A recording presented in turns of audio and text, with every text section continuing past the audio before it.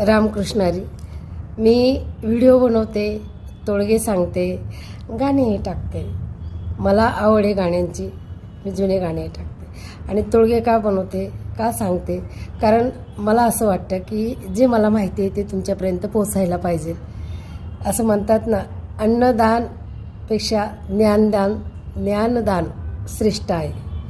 तर जेवढं पण ज्ञान मला गुरूंनी दिले, आईवडिलांनी दिले लहानपणापासून, ते तुमच्यापर्यंत मी पोचायलाच पाहिजे.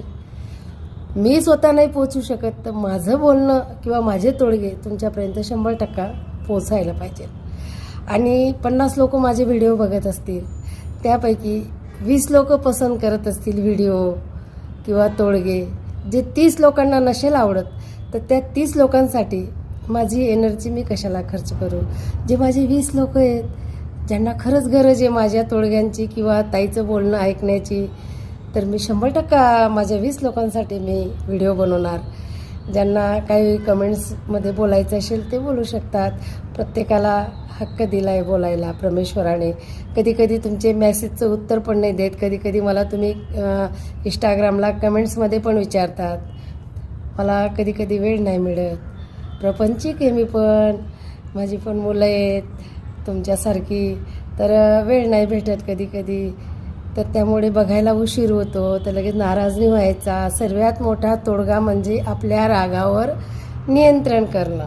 लगेच बोलायचं नसतं असं, आमच्या प्रश्नांची उत्तरं देत नाही मग का व्हिडिओ टाकता, असं बोलू नका. बनवणाऱ्याला बनवू द्या, सांगणाऱ्याला सांगू द्या. चांगलं घ्यायचं, वाईट सोडून द्यायचं. मी काही तोडगे देते त्याच्यातलं चांगलं घ्या, तुम्हाला उपयोग होईल असं घ्या. जे नाही पटलं ते सोडून द्यायचं. आणि जे सत्य आहे तेच सांगत राहते मी.